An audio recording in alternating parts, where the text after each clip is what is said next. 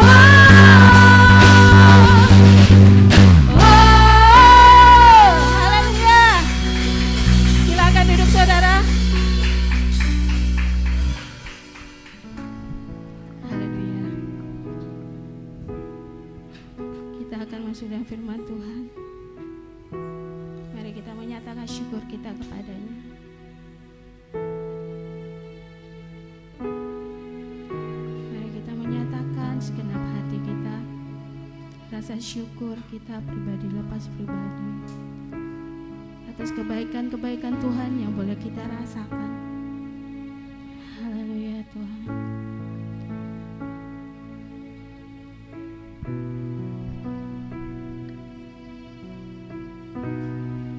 Haleluya Yesus. Banyak yang kau perbuat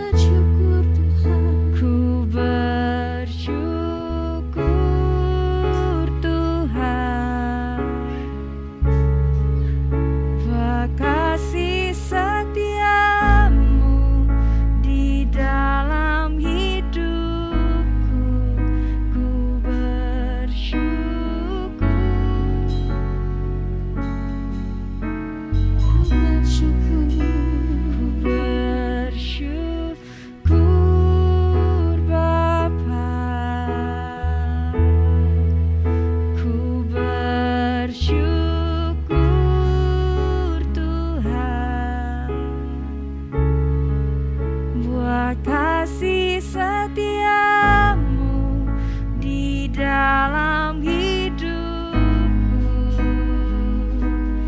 Ku bersyukur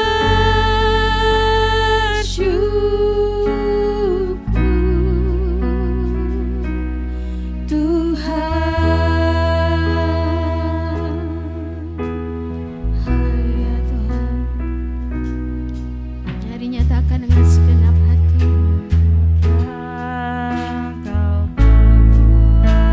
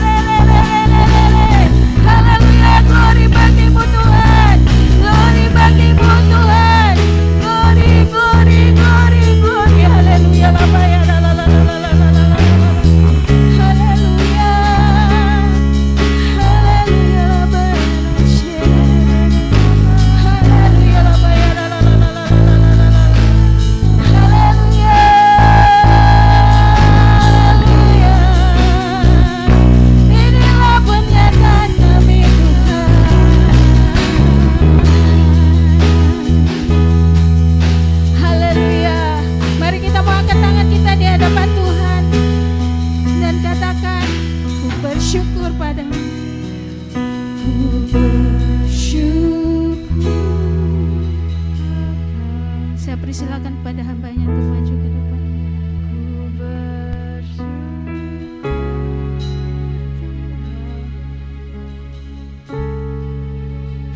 Kasih setiamu di dalam hidupku, ku bersyukur.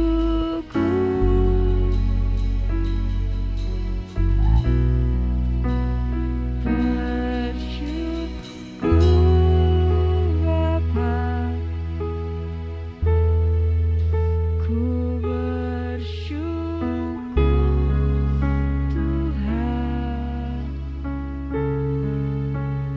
Kasih setiamu di dalam hidupku, ku bersyukur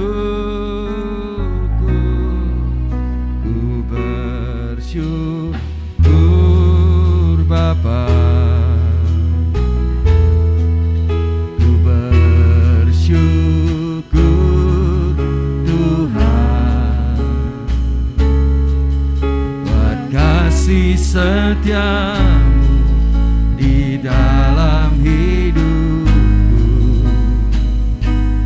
ku bersyukur. Sekali lagi katakan, ku bersyukur Bapa. Angkat tangan kita, nyatakan kepada Tuhan, syukur Tuhan, buat kasih setiamu di dalam hidupku, ku bersyukur, ku bersyukur, ku bersyukur,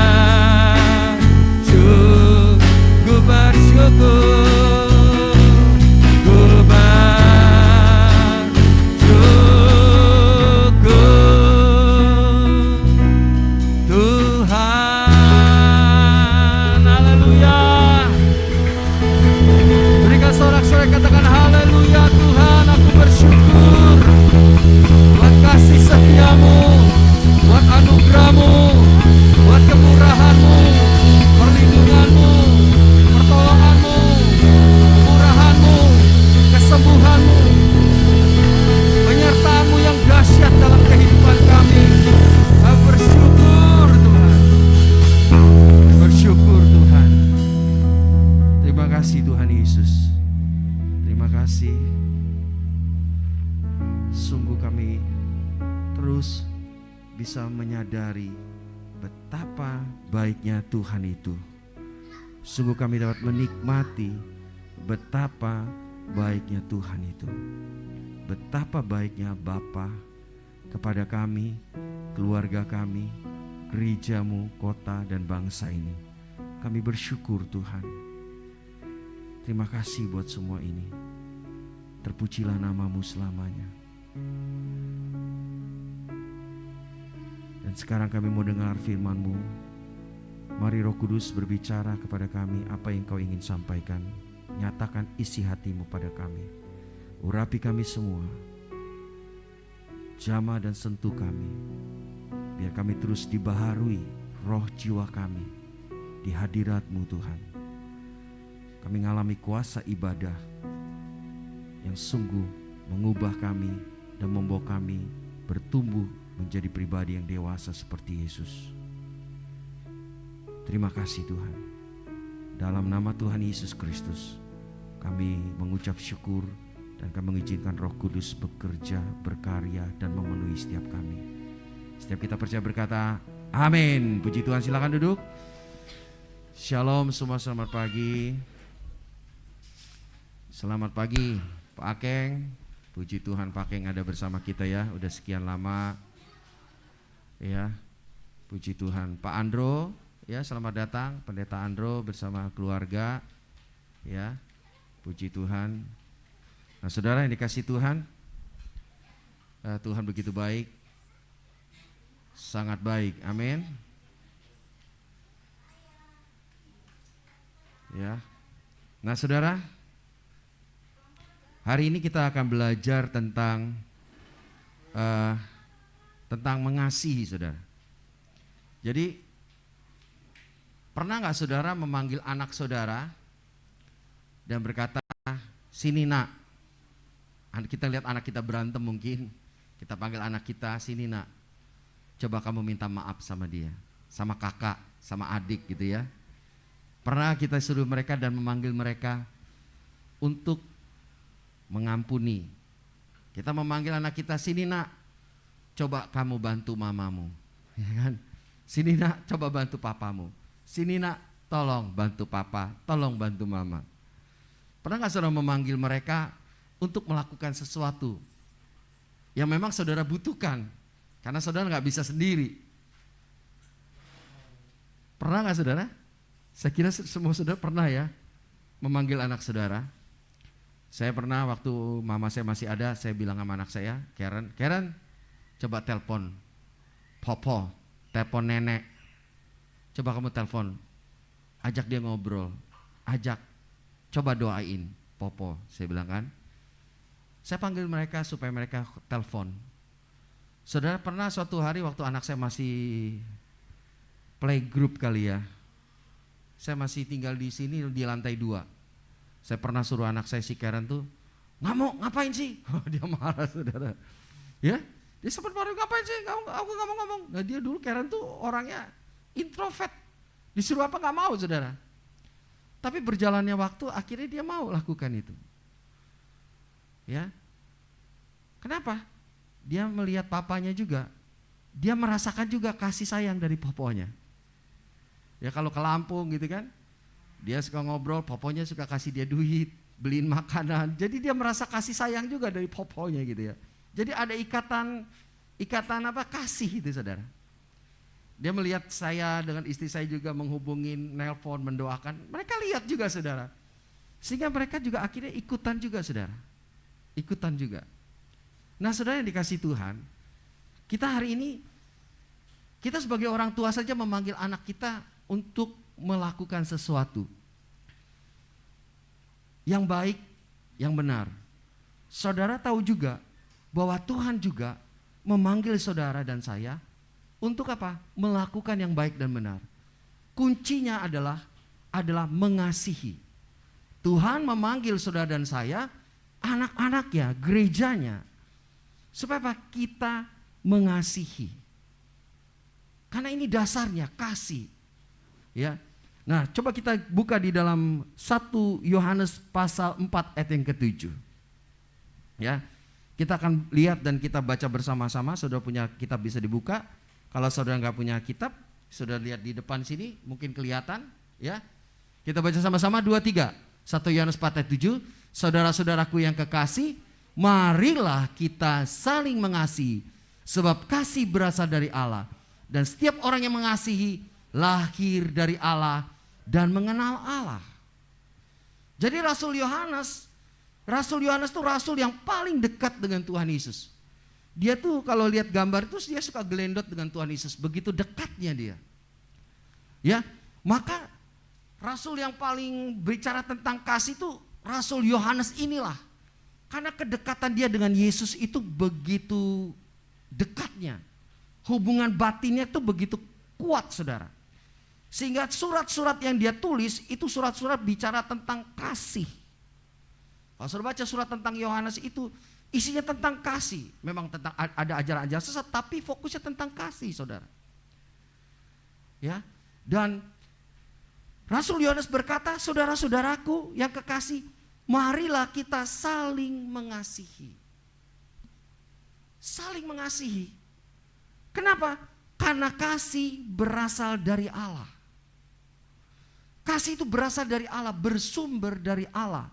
Dan setiap orang yang mengasihi lahir dari Allah dan mengenal Allah. Nah inilah tandanya di dalam 1 Yohanes juga pasal 2 juga dikatakan bahwa ini tandanya bedakan antara anak-anak Allah dan bukan anak-anak Allah. Tandanya bisa dilihat ada 2 hal, kasih dan kebenaran saudara. Jadi kalau gerejanya anak-anak Allah hidup di dalam kasih dan hidup dalam kebenaran, itu menunjukkan dia mengenal Allah dan mengasihi Allah. Dia lahir dari Allah dan mengenal Allah. Kenapa saudara dan saya yang dilahirkan baru, menjadi ciptaan baru, saudara itu dilahirkan bukan dari benih lahiriah. Saudara dan saya dilahirkan dari benih ilahi, benih Allah. Benih Allah adalah benih kasih. Ya, adalah benih kasih saudara. Jadi kalau saudara lahir baru, terima Yesus dan percaya Yesus secara pribadi, saudara memiliki benih Allah dalam diri saudara. Dan benih itu adalah kasih saudara. Jadi gak mungkin kalau kita sebagai orang percaya yang sudah lahir baru, terima Yesus secara pribadi, lalu hidupnya tidak ada kasih. Tidak mungkin kalau menurut saya. Kenapa? Karena Allah udah ada dalam diri dia. Ada Roh Kudus dalam diri dia sebagai meterai keselamatan. Apalagi orang itu sudah dipenuhi Roh Kudus. Dikuasai Roh Kudus, dituntun oleh Roh Kudus. Pasti Roh Kudus membawa kita untuk hidup saling mengasihi. Rasul Yohanes berkata, itu menunjukkan kamu lahir dari Allah dan kamu mengenal Allah.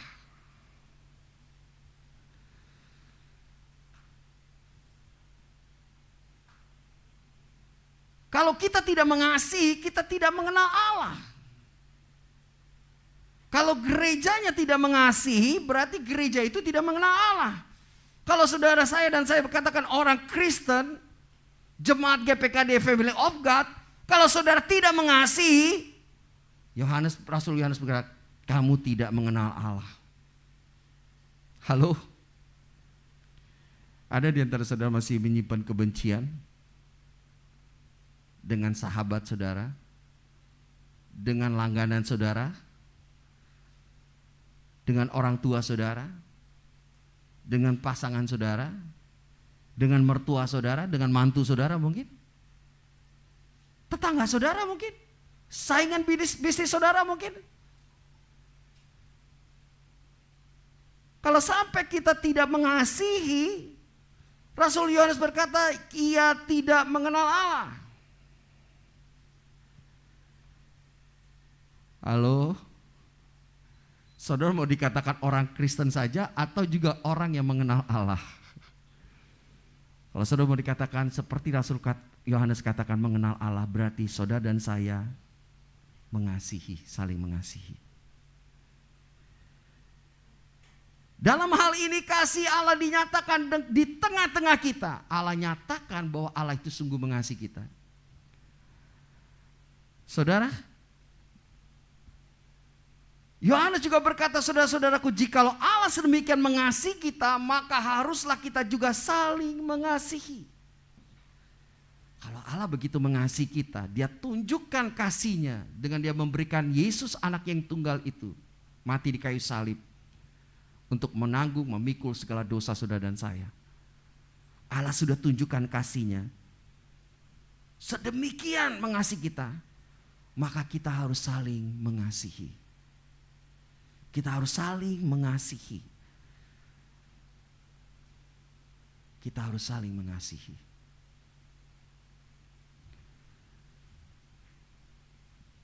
Injil Yohanes juga berkata,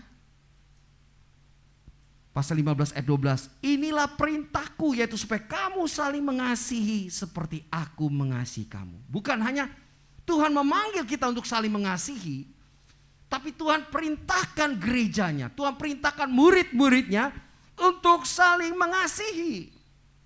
Wah, kalau perintah itu udah gak bisa dielakkan Tuhan. Saudara, perintah itu harus sesuatu yang harus kita lakukan. Bukan undangan. Boleh kamu lakukan, boleh tidak. Tapi kalau Tuhan perintahkan, inilah perintahku supaya kamu saling mengasihi seperti aku telah mengasihi kamu. Yohanes 15 ayat 12 katakan, sudah selanjutnya coba. Ya. Terus next. Lagi. Nah, inilah perintahku. Perintah Yesus kepada murid-muridnya apa? Supaya kamu saling mengasihi seperti aku telah mengasihi kamu. Saudara, sebelum kita kenal Tuhan Yesus, kita punya kasih juga, saudara. kasih Philia, kasih Eros, ya, kasih Storge yang pernah saya bahas beberapa waktu yang lalu, ya. Kasih Eros, kasih yang berhubungan suami istri, yang bisa sampai ke hubungan suami istri, hubungan intim. Kasih Philia, kasih persaudaraan, kasih dalam keluarga, satu darah. Kalau kasih Storge itu kasih dalam persahabatan. Sebelum kita kenal Tuhan, kita punya kasih itu sebenarnya.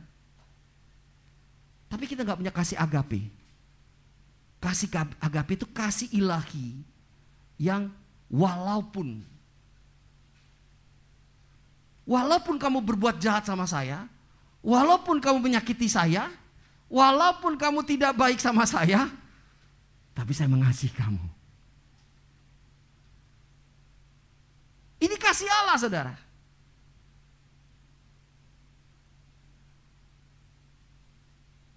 Jadi kalau gerejanya saudara dan saya udah terima Yesus, saudara punya kasih agape itu di dalam diri kita.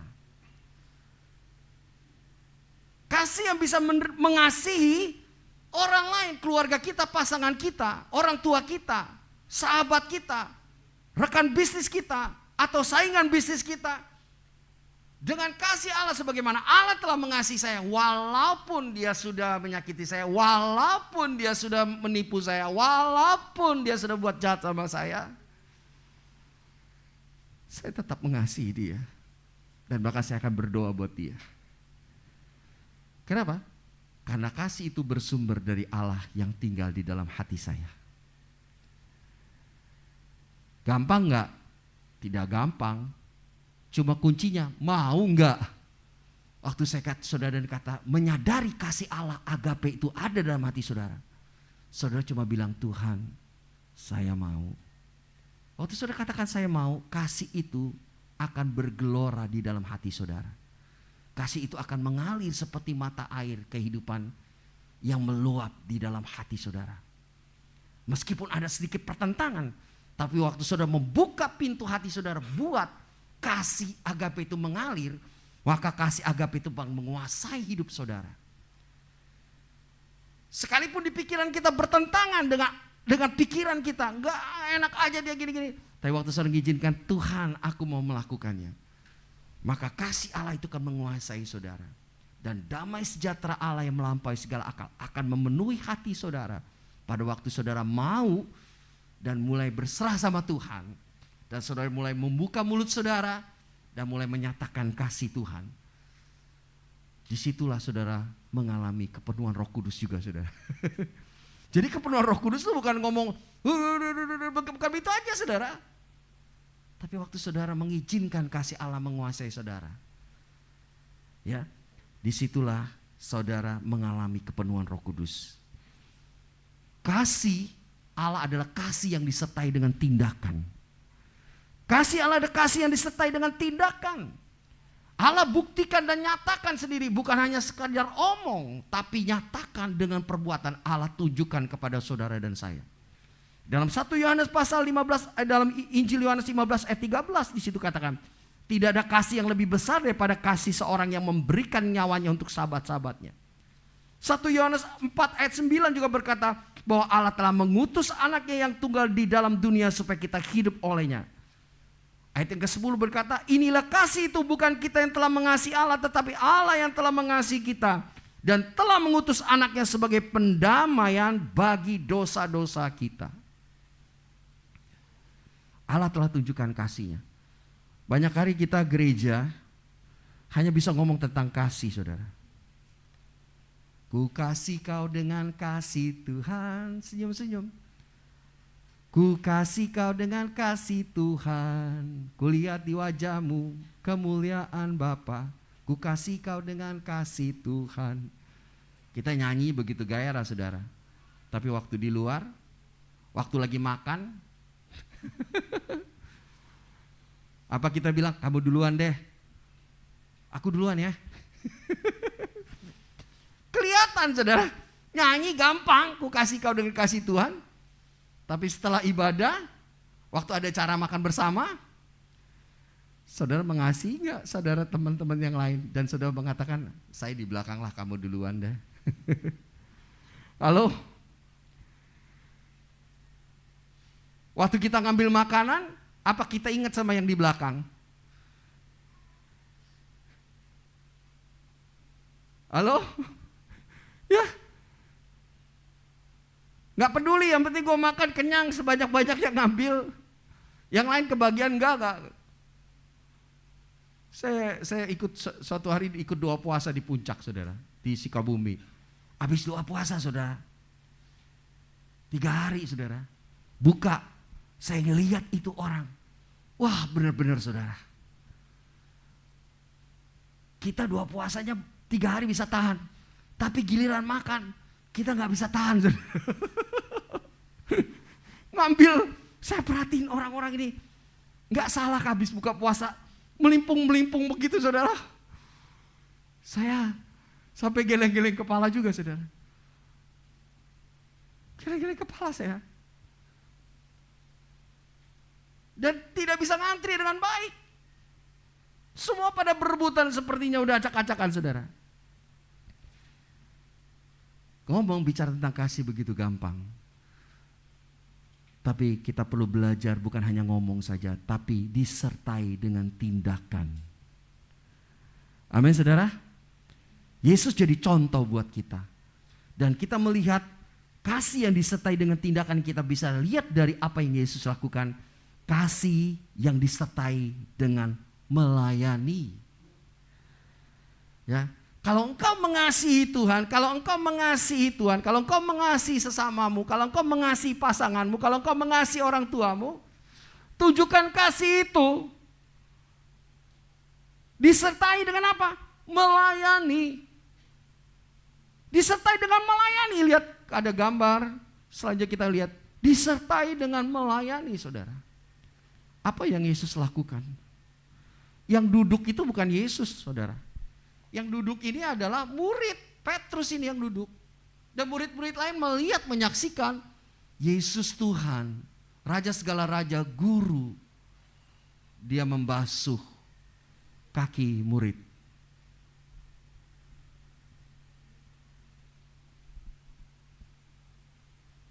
Kalau kamu mau jadi yang terbesar, kalau kamu yang jadi terkemuka, kamu harus jadi hamba, kamu harus melayani, Tuhan bilang.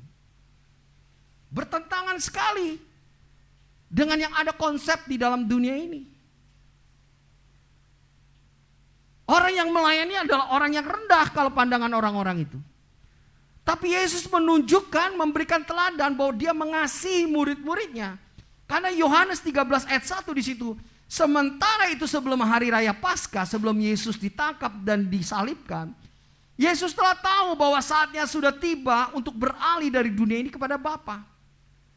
Sama seperti ia senantiasa mengasihi murid-muridnya, demikian juga sekarang ia mengasihi mereka sampai kepada kesudahannya.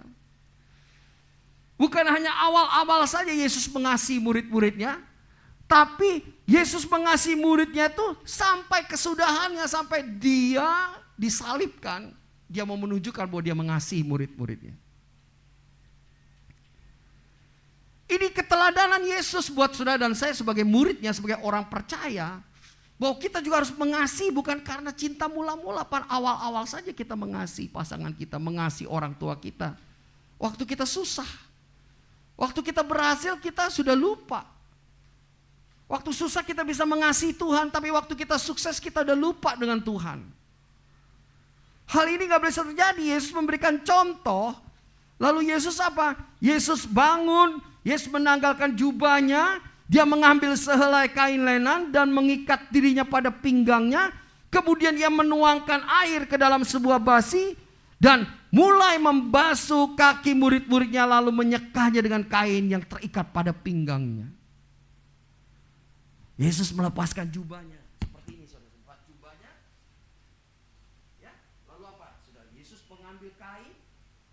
Ya, ada sebuah kain. Dia ambil, dia ikat di sini, ambil baskom.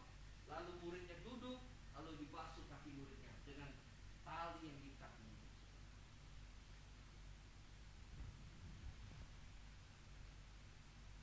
Jubah ini seringkali gambaran seperti apa yang bisa dikatakan, saudara? Jabatan, posisi, ketenaran. Seringkali kita nggak bisa melayani karena ada jubah. Identitas kita, siapa diri kita itu. Saya ini seorang bos. Saya ini punya jabatan. Saya ini ketua, saya ini presiden direktur. Label-label itu yang seringkali menjadi kendala buat manusia, anak Tuhan, gerejanya gak bisa turun dan melayani.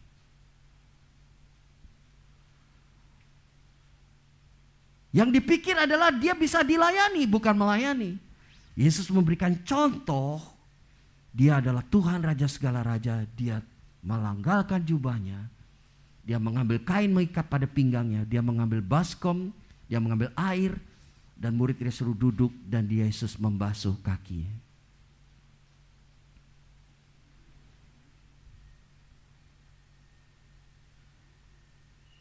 Yesus berkata, jikalau aku membasuh kakimu, aku yang adalah Tuhan dan gurumu, maka kamu wajib saling membasuh kakimu.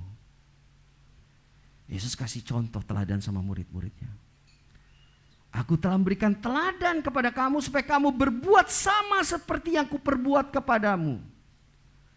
Kalau kamu bisa melakukannya, kamu berbahagia. Tuhan katakan, kalau kamu bisa melakukannya, kamu bahagia.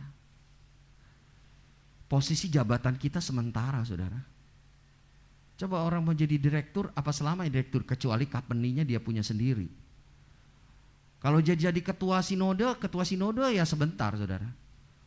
1 periode 5 tahun, 2 periode 10 tahun, ya udah jadi gembala sidang biasa. Kalau dia jadi menteri, jadi presiden 2 periode, 10 tahun. Setelah itu banyak sekali orang mengalami sindrom. Jadi kalau dulu dia pejabat, dia bukain pintu, semua dilayani. Waktu dia gak jadi apa-apa, dia gak bisa terima kenyataan itu, saudara. Saya gak dilayani lagi, gak ada orang yang nelpon minta bantuan. Kalau dulu minta tanda tangan dan sebagainya, itu jadi sindrom, saudara. Maksudnya jadi sesuatu kehilangan sesuatu kalau dia tidak menyadari bahwa itu semua sementara. Jadi saudara dan saya harus menyadari itu. Yesus menjadi contoh buat kita, meskipun dia ada posisi di atas, dia mau melayani. Karena posisi di atas itu bukan sesuatu yang harus dipertahankan. Tetapi hati yang melayani itu menunjukkan engkau mengasihi. Kalau engkau mengasihi, engkau akan melayani. Seperti saudara melihat, seperti kata melayani itu diakonos itu dari kata bahasanya itu aslinya itu pelayanan, diaken. Ya saudara, itu menceritakan seperti pelayan dan seperti ini cerita contohnya seperti seorang yang ada waiter atau waiters yang melayani di restoran, saudara.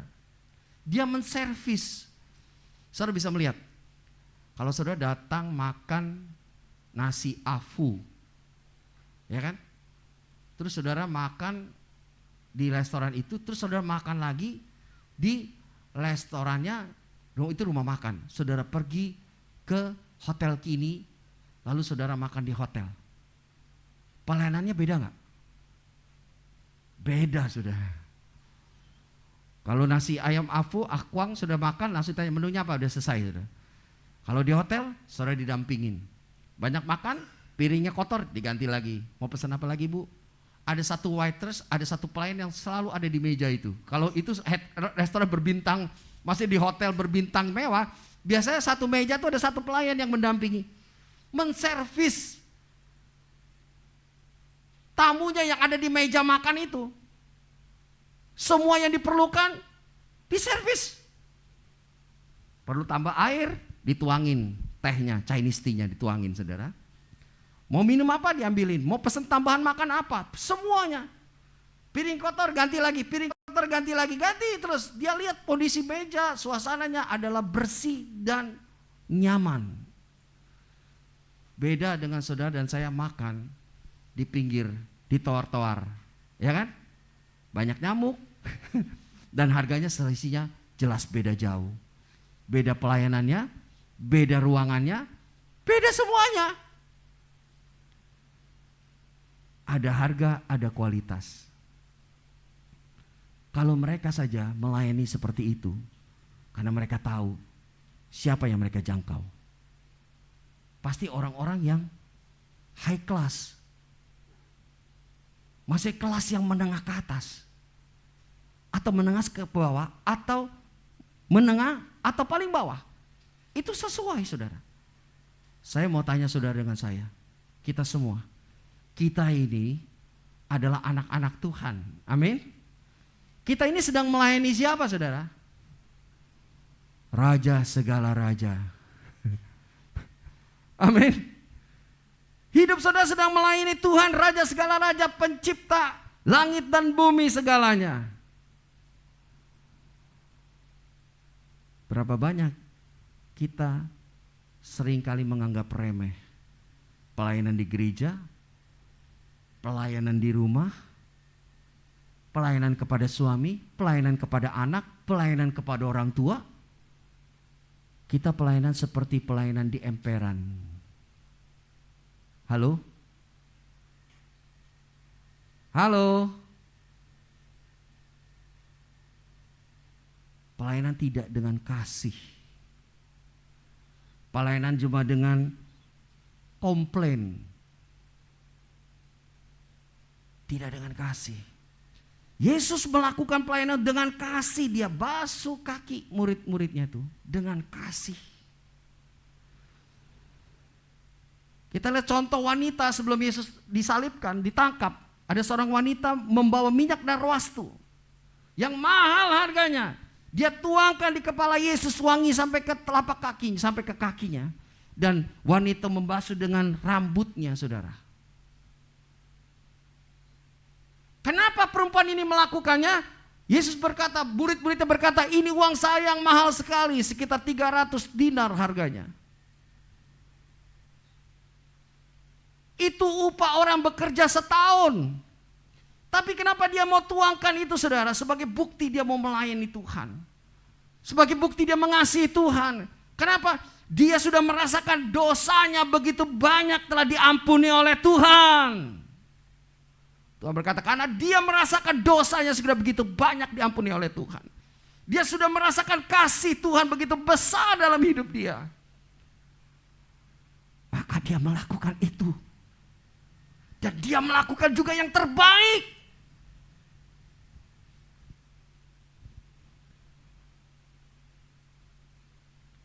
Dia melayani yang terbaik buat Tuhan.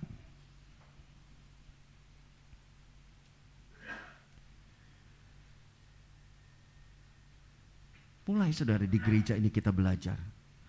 Coba kalau setelah ibadah, saudara belajar melayani. Satu dengan khususnya pelayan-pelayan Tuhan lebih aktif. Hampiri jemaat yang lain, yang baru.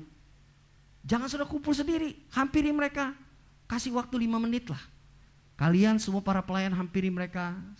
Ucapkan, kita nggak salam tangan, kita halo, shalom. Pak Agus apa kabar? Ya, Pak Idaman apa kabar? Ica apa kabar? Ibu apa kabar? Ya kan? Ibu Nababan apa kabar? Coba sapa. Ini satu pelayanan loh. Berikan sapaan itu supaya kita membangun suatu kekeluargaan yang baik, saudara. 5 menit saja saudara menyapa. Tuh ada papanya Jojo juga udah 3 minggu bersama-sama kita. 4 kali ya Papa Jojo ya. Nah, coba samperin apa kabar, tinggal gimana kerjaannya. Ya, jangan kita sendiri-sendiri. Lalu lulu gua nggak tahu siapa namanya. Coba kita sambil nyapa siapa namanya, kita saling kenal. Itu suatu pelayanan juga, saudara. Sebelum kita keluar, tapi dimulai kita, dimulai di keluarga kita, dimulai di gereja ini sebagai rumah kita. Kita bangun. Semua terlibat melayani. Terlibat, saudara. Ada jemaat yang tidak datang berapa lama, kemana dia ya WL-nya ya? Kemana ya singernya ya?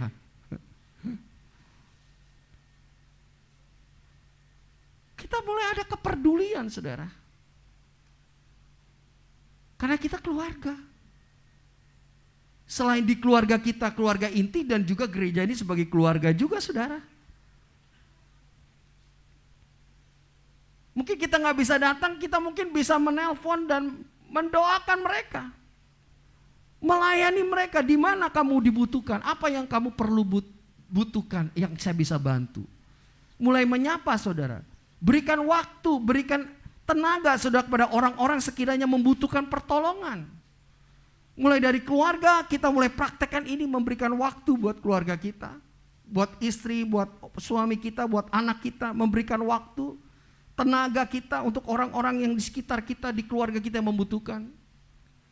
Di gereja ini yang membutuhkannya. Tidak mencari kepentingan sendiri, tapi apa? Kita menganggap yang lain lebih utama dari diri kita sendiri.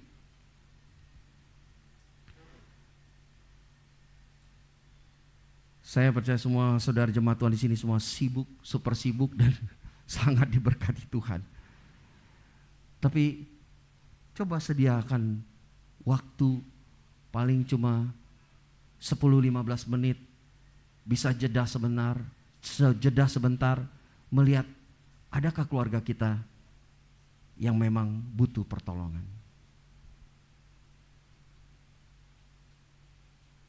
Orang tua kita sendiri yang masih hidup, bisakah kita menelpon sebentar dan menanyakan gimana papa, gimana mama? Jeda sebentar dalam kesibukan kita. Waktu kita sedang makan siang kah? Waktu kita sedang menunggu teman kah? Menunggu customer kah? Menunggu supplier kah? Jeda sebentar ada waktu, kita hubungi istri kita, mama gimana? Dedek gimana? Jeda sebentar, 5 menit cuma menanyakan saja. Itu satu pelayanan saudara. Apa yang saya bisa bantu? Mau titip makanan apa? Nanti kalau saya pulang, mau beli buah enggak? Ada perhatian yang kita bangun di dalam keluarga kita. Kenapa? Itu memberikan contoh teladan buat anak-anak kita saudara.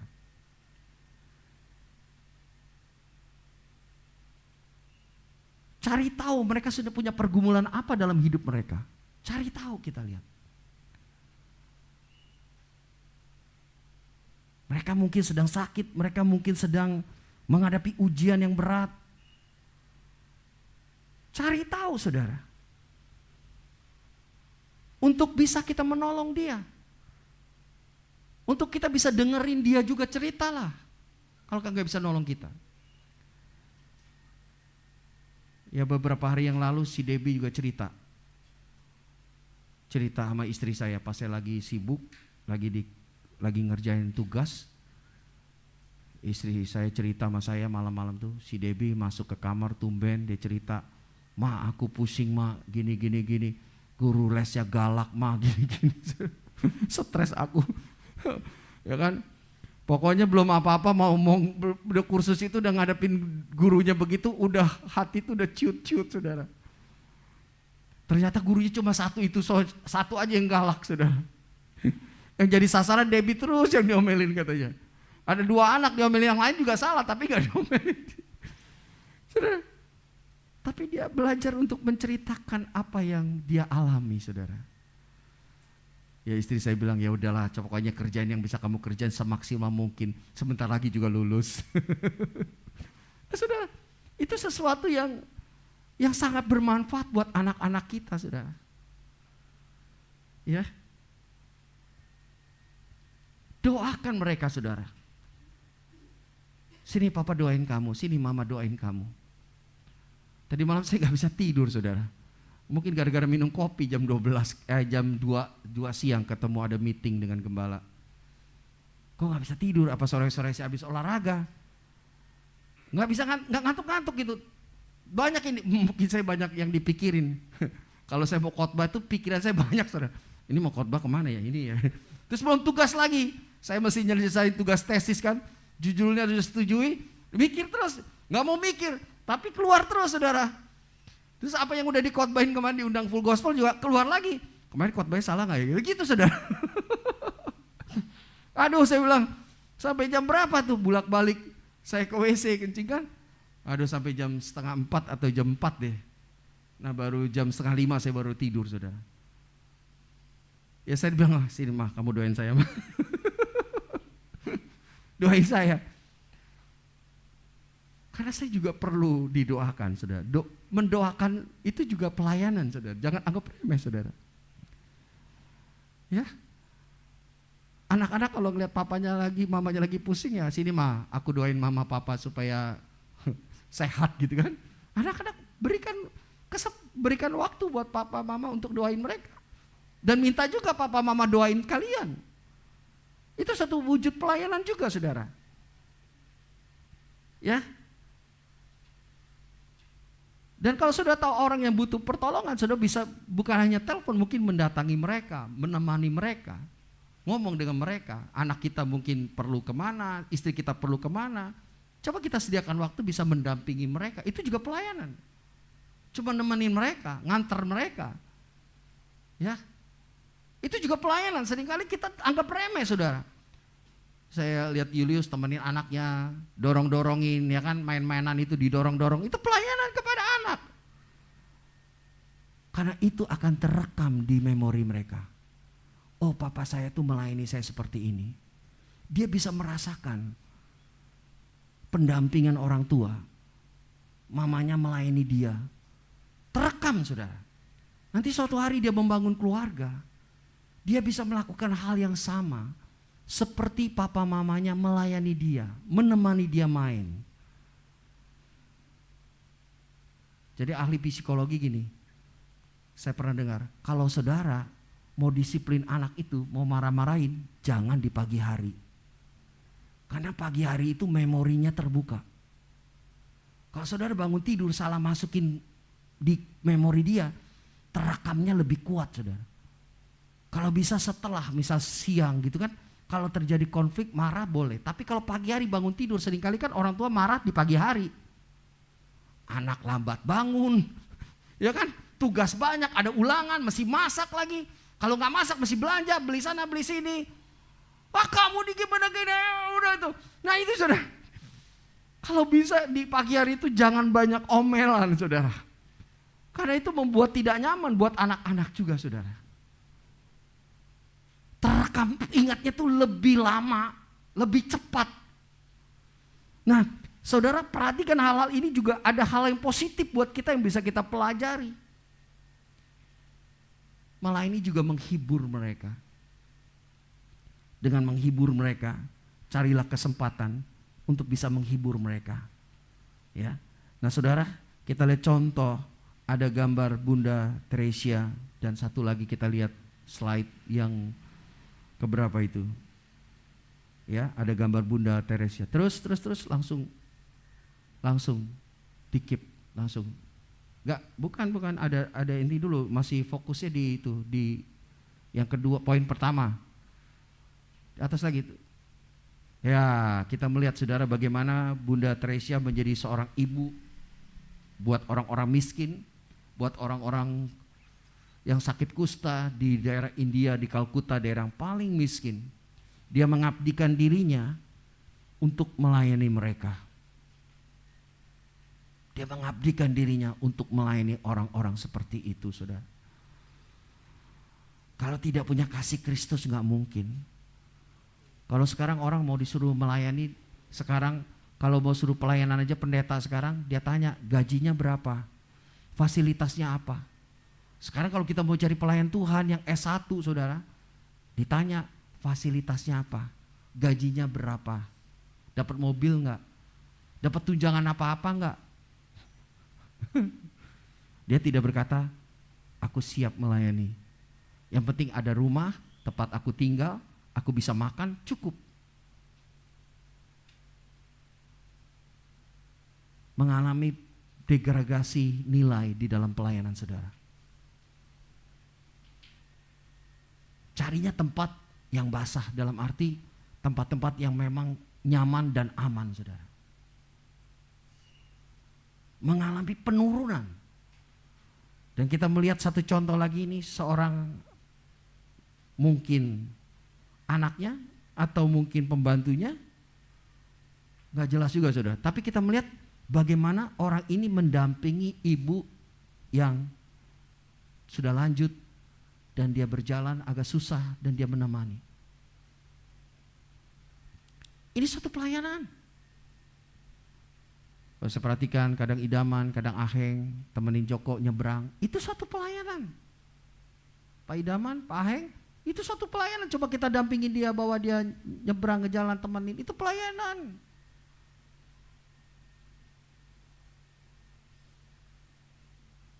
Jangan anggap remeh hal itu, saudara. Yang kedua adalah kasih tadi pertama, kasih yang disertai dengan melayani.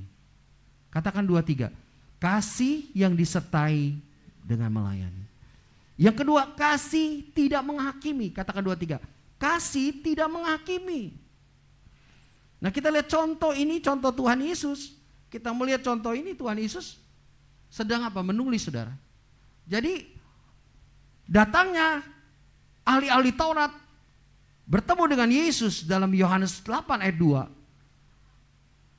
Dia ahli-ahli Taurat datang, orang-orang Farisi datang membawa kepada Yesus seorang perempuan yang kedapatan berbuat zina. Dari mana mereka tahu ya? Mereka ini kerjaannya jadi mata-mata orang yang berbuat dosa, saudara. Dia dulu pasang CCTV kali ini ya. Dulu gak ada CCTV. Cuma menurut jok teman-teman ini, jangan-jangan ahli Taurat orang Farisi ini jadi kliennya dia juga, saudara. Ngomong ini ya bercandaan pendeta gitu, saudara. Kok dia bisa tahu gitu loh? Apa dia jadi kliennya atau ada klien? Jadi kliennya perempuan ini yang ngadu sama orang ahli Taurat, orang Farisi. Mungkin kesal kali ya dengan perempuan ini. Cerita ini gini. Ketangkap basah, saudara. Itu cerita-cerita yang ini, saudara. Tapi kita perhatikan, mereka membawa perempuan itu kepada Yesus dan mereka menempatkan perempuan itu di tengah-tengah lalu berkata kepada Yesus, Rabi, perempuan ini tertangkap basah ketika ia sedang berbuat zina. Menurut hukum Musa dia harus dilempari dengan batu. Mereka tanya, kalau menurut Tuhan Yesus apa? Mereka mengatakan itu, mereka membawa perempuan itu bukan tujuannya untuk mendapatkan kebenaran. Tapi tujuannya untuk mencoba Yesus. Untuk mencari kesalahan Yesus. Betapa banyak anak-anak Tuhan. Ada anak-anak Tuhan, saya bilang bukan betapa banyak. Ada anak-anak Tuhan. Mungkin ada hamba-hamba Tuhan yang seringkali ngetes. Gimana nih pendeta ini? Gimana pendeta gua ini? Ngetes, mencobai pendetanya, mencobai temannya. Atau mungkin saudara juga mencobai pasangan saudara. Benar gak dia mengasihi saya? Orang Farisi ahli Taurat ini sering mencobai Yesus, menguji untuk mencari kesalahan. Kalau orang yang mengasihi, dia tidak akan sengaja mencari kesalahan. Halo? Dia tidak akan mencari kesalahan. Kalau orang berbuat salah, dia cuma mengingatkan. Itu kayaknya kurang baik, tidak pantas kamu lakukan. Orang Farisi ahli Taurat selalu mencari kesalahan Yesus, selalu mencoba ini Yesus. Tapi Yesus membungkuk dan menulis dengan jarinya. Maka dilihat gambar tadi, Yesus membungkuk dan menulis dengan jarinya. Tapi mereka terus tanya lagi, kamu menurut Tuhan gimana? Dia terus bertanya. Lalu Yesus bangkit dan berdiri dan berkata kepada mereka, barang siapa di antara kamu tidak berdosa, hendaklah dia yang pertama mengambil batu dan lempar kepada wanita ini. Semua saudara-saudara, kalau kalian semuanya tidak pernah berbuat dosa, siapa yang tidak berdosa, ambil batu lempar wanita ini. Lalu Yesus tetap apa? Tetap membungkuk dan Yesus tetap menulis. Tulisannya apa? Sama. Kalau di antara kamu tidak berdosa, boleh dia melempari batu kepada perempuan ini. Mereka dari yang tua sampai muda, mereka meninggalkan perempuan itu. Lalu Yesus bangkit dan berkata pada perempuan itu, di manakah mereka? Tidak adakah seorang yang menghukum engkau? Perempuan berkata, enggak ada yang menghukum saya. Enggak ada yang menghukum saya. Lalu Yesus berkata, aku pun tidak menghukum engkau. Pergilah, jangan berbuat dosa lagi mulai dari sekarang. Jangan berbuat dosa lagi mulai dari sekarang. Bunda Teresa berkata begini, if you judge people, you have no time to love them. Kalau kita, next ya, coba slide kamu lihat. Jika kamu menghakimi orang-orang, kamu gak punya waktu untuk mengasihi mereka. Kalau yang ada cuma cari kesalahan, kalau yang ada cuma mau menghakimi orang, maka saudara, nggak ada waktu kita untuk mengasihi mereka. Kalau saudara istri menghakimi cari kesalahan suami, suami mencari kesalahan istri, mantu mencari kesalahan mertua, mertua mencari kesalahan mantu, maka nggak ada bisa kita mau menunjukkan kasih kepada mereka, nggak ada waktu untuk mengasihi. Kenapa? Karena yang adanya terisi cuma menghakimi, mencari kesalahan aja. Ini sangat simple sekali, sangat sederhana, tapi sangat luar biasa kata-kata ini yang diilhami oleh Roh Kudus. Bunda Teresa bisa berkata, jika kamu menghakimi orang-orang atau menghakimi seseorang, kamu tidak punya waktu untuk mencintai mereka. Jadi kalau jemaat Tuhan di sini, belajarlah jangan cari kesalahan. Oh dia istri muda lah, dia punya istri 2, 3, nggak usah diungkit di gereja saudara. Amin. Ya, kalau dia punya anak, kok anaknya dari 4, 5, jangan disebut saudara, itu urusan pribadi. Ya, kenapa? Orang akan tersinggung saudara. Jadi welcome saja, selamat datang, harus sukacita. Kalau mau nanya itu nanti nanyanya di private room saudara. Jangan terang-terangan di depan orang-orang saudara langsung menunjukkan sesuatu. Ya, kalau kita mencari kesalahan orang dan menghakimi, gak punya waktu kita untuk mengasihi orang itu. Ya, kalau saudara terus mencari kesalahan suami, suami mencari kesalahan istri, pasti gak ada waktu untuk mengasihi suami dan mengasihi istri. Gak ada waktu lagi. Kenapa? Yang penuh di pikiran kita cuma kesalahan, kekurangan. Saudara paham? Halo? Ya? Dan kita belajar bersama-sama. Amin. Bilang sama sebelahnya, kita belajar sama-sama ya. Ya. Semua kita bisa salah. Ya. Tapi kita bukan mencari kesalahan. Kalau kita salah, kita cepat mengatakan, maafin saya salah. Ya. Oke, yang terakhir saudara. Kasih itu memberi dengan cuma-cuma. Seperti Matius 10 ayat 8 berkata, sembuhkanlah orang sakit, bangkitkan orang mati, tahirkan orang kusta, usirlah setan-setan. Kamu telah memperolehnya dengan cuma-cuma, karena itu berikanlah pula dengan cuma-cuma. Kita udah dapat kasih Tuhan dengan cuma-cuma. Dan bagikan kasih itu dengan cuma-cuma. Jangan berkata kalau lu baik sama gue lebih baik sama lu. Kalau lu jahat sama gue lebih jahat sama lu. Wah itu patah dunia saudara. Saya akan mengasihi kamu. Dengan apa? Tanpa pamrih juga. Makanya Tuhan katakan, Tuhan Yesus menceritakan satu perjamuan, pesta, mengundang semua orang-orang yang dikenal. Tapi mereka gak mau datang. Tuhan katakan, undanglah semua orang yang di pinggir-pinggir jalan. Suruh mereka datang saudara. Kalau kita bisa mengundang orang, berbuat baik kepada orang yang berbuat baik sama kita, itu biasa. Tapi kalau kita bisa berbuat baik kepada orang yang gak bisa balas sama kita, itu luar biasa. Halo? Halo? Banyak kali kita orang Chinese atau orang, saya dengar orang Dayak tuh, kalau menikah dicatat.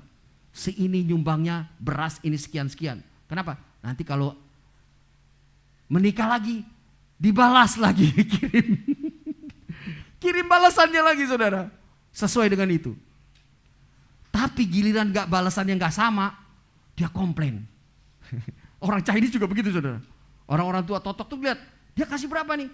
Kemarin gua kasih undangan dia 1 juta. Nah kok dia kasih 250.000? Ini orang kaya pelit nih gak tahu diri, ngomel sudah komplain saudara.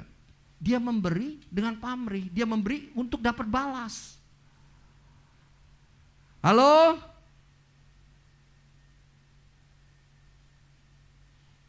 Orang Kristen, anak-anak Tuhan yang mengasihi, dia akan mengasihi, memberi dengan tanpa pamrih. Saya di sinode aja begitu saudara. Di sinode ada beberapa sinode, beberapa daerah yang memang kelas kakap, bayar perpuluhannya tuh ke sinode daerah besar saudara. G1000, G2000-nya besar. Bisa 3 juta dalam sebulan. Persepuluhannya paling besar di antara seluruhnya. Kadang pendeta aja bisa ngomong begini. Tahu nggak? Ini kontribusi sinode ini. Ini semua dari kita.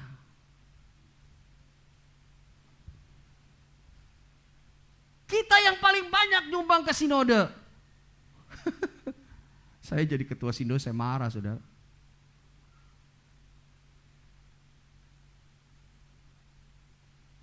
Yang wajib diberikan, tidak boleh berkata, itu gua beri yang paling besar. Karena kamu berikannya buat Tuhan. Persepuluhan adalah mengembalikan milik Tuhan. Kalau sinode gembala-gembala mengembalikan milik Tuhan dari gereja lokal, mengembalikan milik Tuhan 10% ke sinode daerah, daerah mengembalikan lagi ke pusat. Semua ada aturannya. Dulu 70% dari sinode daerah dikembalikan ke pusat. Lalu dari pusat menyalurkan lagi sekian persen, sekian jumlahnya untuk ada pemerataan keuangan di seluruh Indonesia. Itu semua ada aturannya. Tapi ada beberapa gembala juga bisa ngomong begitu. Mereka memberi tidak tahu apa yang harus mereka beli.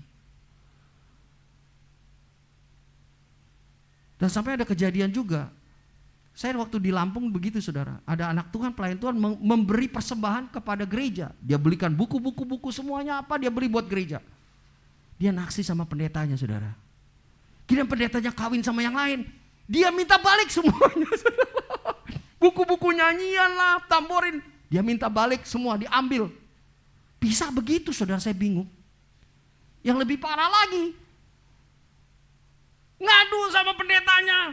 Perpuluhannya minta dibalikin sekian tahun saudara. Kenapa? Pendetanya beli mobil baru saudara. Ya kan? Dia komplain, dia minta pendetanya kembaliin.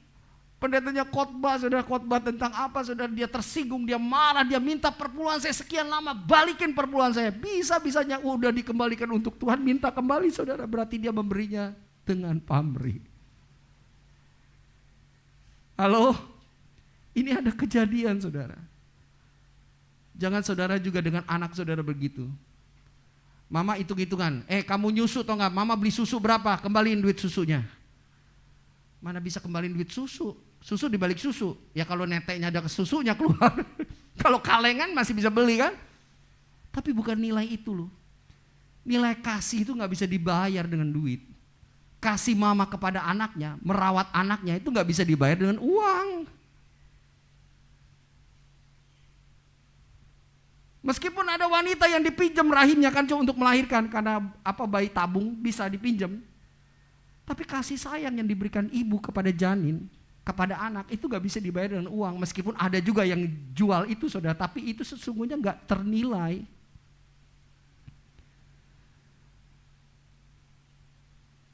Kasih Tuhan kepada saudara dan saya itu tidak ternilai, tidak terukur saudara. Kalau dia berikan dengan cuma-cuma supaya saudara diselamatkan, saudara juga memberikannya itu dengan cuma-cuma kepada Tuhan dan kepada orang-orang yang memang membutuhkan kasih Tuhan. Kepada keluarga saudara. Tidak dihitung-hitung. Jangan dicatat kalau saudara memberikan sesuatu kebaikan kepada keluarga saudara, pada suami, istri, anak, orang tua, mantu. Jangan dicatat-catat. Udah itu dilepaskan aja. Kalau saudara membantu orang dengan sukarela, berikan, udah jangan diingat-ingat. Tuhan bilang kan kalau tangan kanan yang beri, tangan kiri jangan lihat. Sudah berikan saja. Cinta yang kuat tidak menghitung, cinta hanya memberi dengan cuma-cuma. Berikan kepada orang-orang yang sangat membutuhkan saudara. Bunda Teresa berkata gini, not all of us can do great thing. Tidak ada di antara kami yang dapat melakukan yang besar. Tetapi kita dapat melakukan sesuatu yang kecil dengan kasih yang besar. Mungkin saudara gak bisa lakukan hal yang besar. Tapi saudara bisa melakukan hal yang kecil tapi dengan kasih yang besar. Pemberian saudara mungkin tidak besar. Tapi saudara memberikan dengan kasih yang besar. Tapi saudara memberikan yang besar cuma seperti meremehkan. Nih gua kasih lo ya. Nih lo maunya lo.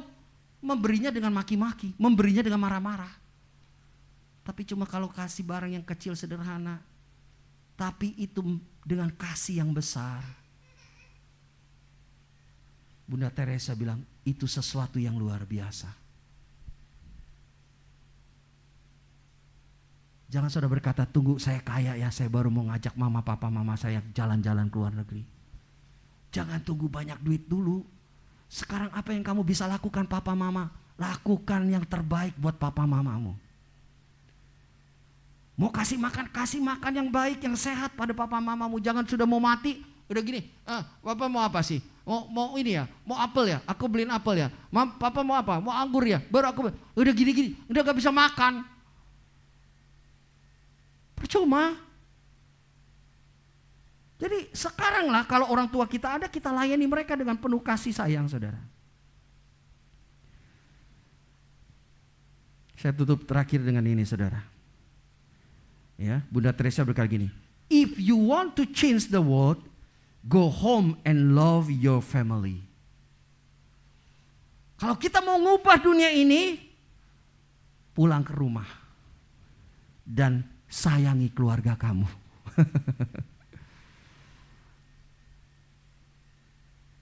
Ada seringkali juga ngomong, ada orang yang mau mati saudara. Dia punya cita-cita mau mengubah dunia, sudah mau mati, gak terwujud. Dia pengen mengubah kota, gak terwujud, udah mau mati. Dia mau mengubah keluarganya, gak terwujud. Dia baru sadar, saya salah. Mestinya saya mengubah diri saya dulu. Dengan perubahan diri saya membawa dampak pada keluarga saya. Dengan keluarga saya bisa mempengaruhi sekian keluarga. Anak-anak saya bisa mempengaruhi sekian banyak anak-anak yang lain. Istri saya bisa mempengaruhi sekian perempuan-perempuan yang lain. Saya pun bisa mempengaruhi sekian banyak.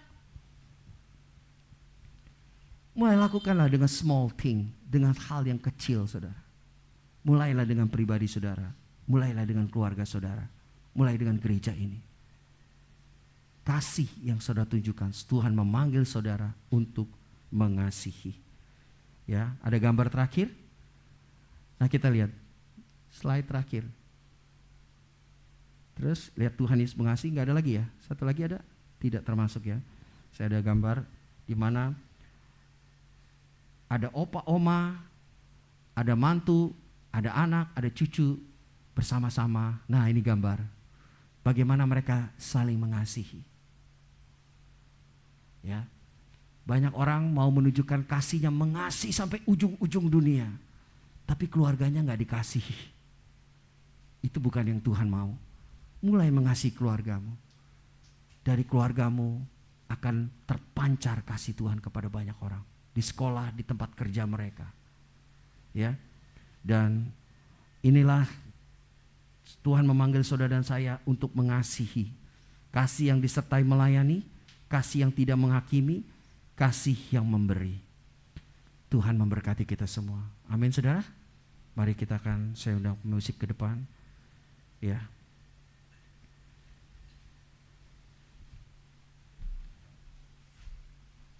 Sebelum kita tutup dalam doa, saya undang kita nyanyikan satu lagu. Saya minta nanti Julius ke depan menyerahkan anak Shena Emanuela, ya. Ya, puji Tuhan.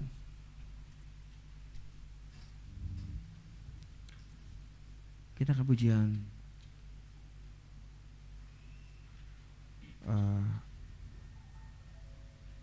ku bersyukur Bapak tadi ya. Ku bersyukur Bapak. Saya undang. Ini anak Julius yang kedua, silakan. Tuhan terima kasih.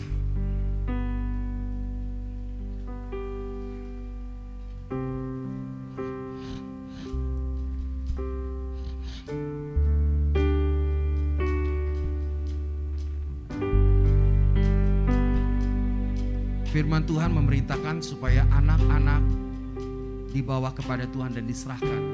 Bukan dibaptis, saudara, karena anak-anak belum bisa menerima Yesus secara pribadi. Jadi orang tuanya membawa anaknya ke hadapan Tuhan untuk diserahkan, supaya Tuhan berkuasa memberkati, melindungi, menjagai dia di masa pertumbuhannya. Sampai akhirnya anak ini bisa mengenal Tuhan dan dia menyerahkan diri sepenuhnya pada Tuhan dan dibaptis. Ya, mari kita akan satukan hati kita berdoa bersama-sama. Kita angkat pujian ini, ku bersyukur Bapa. Ku bersyukur Bapa. Ku bersyukur Tuhan buat kasih setiamu di dalam hidupku. Ku bersyukur.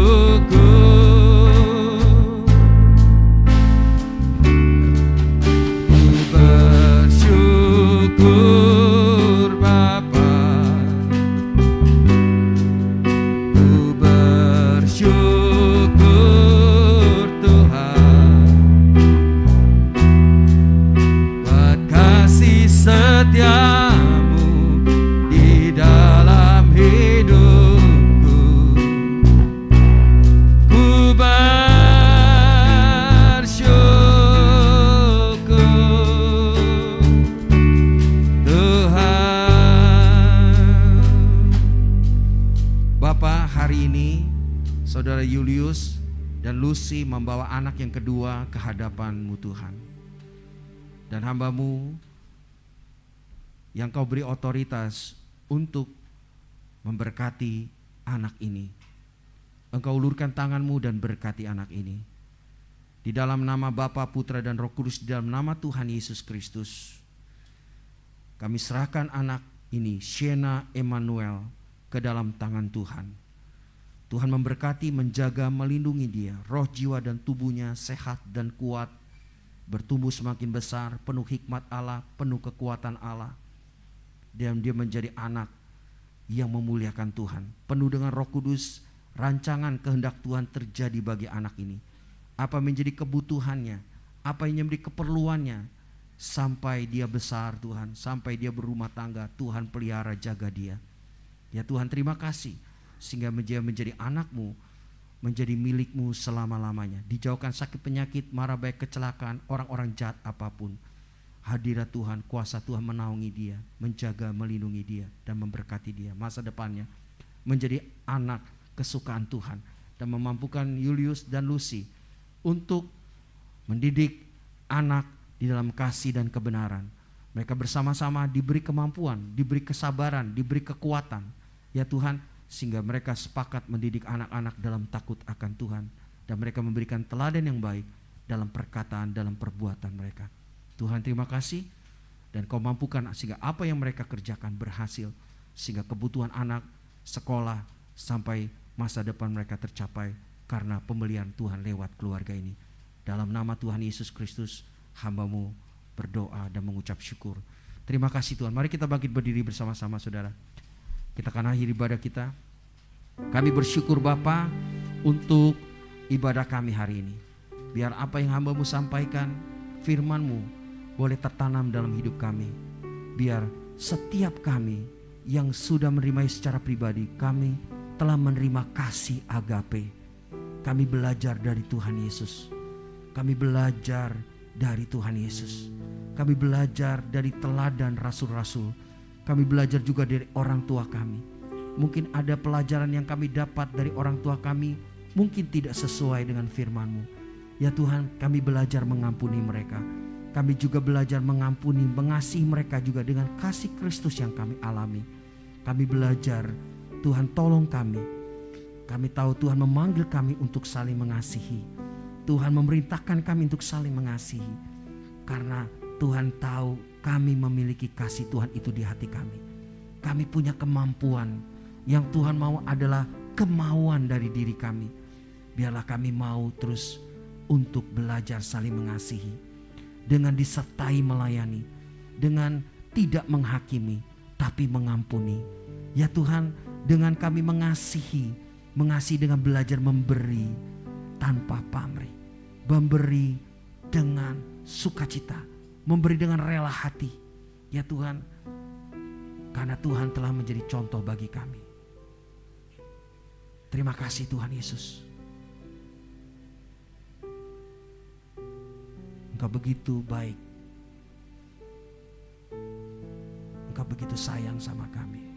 Biar kasih sayang yang kami nikmati dari Tuhan, kami bisa salurkan ke keluarga kami, pada pasangan kami, kepada anak-anak kami, kepada orang-orang di sekitar kami. Mereka bisa melihat Kristus terpancar lewat kami, karena kasih Allah yang melingkupi kami, karena kuasa Roh Kudus yang melingkupi kami. Terima kasih Tuhan. Ampuni kami kalau kami ada salah. Sebagai suami, sebagai ayah, sebagai istri, sebagai ibu, sebagai anak. Ampuni kami Tuhan.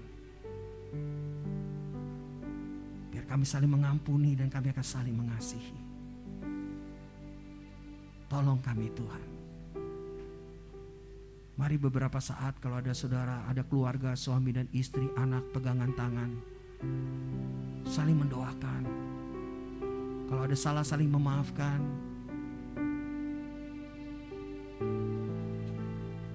Beberapa saat katakan, saya mengasihimu, saya mencintaimu.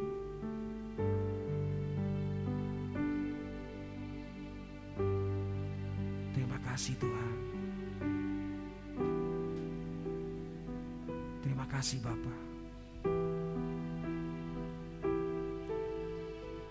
Biar kasih Tuhan melingkupi kami, melingkupi hati kami, memenuhi kami, keluarga kami, gerejamu Tuhan. Terpuji namamu selamanya. Kami bersatu hati berdoa buat Indonesia, diberkati dari Sabang sampai Merauke. Para pemimpin tertinggi sampai terendah diberkati, dan takut akan Tuhan melingkupi mereka, kasih Tuhan melingkupi mereka, sehingga aman, damai dan tentram sentosa. Diberkati semua pemimpin gereja Tuhan, sinode pusat, daerah, dan seluruh pejabat gerejawi di mana mereka berada. Tolong mereka, bawa mereka dekat dan melekat kepada Tuhan. Lepaskan dari yang jahat Tuhan. Terpujilah namamu selamanya. Kami bersyukur Engkau sungguh baik dan sangat baik.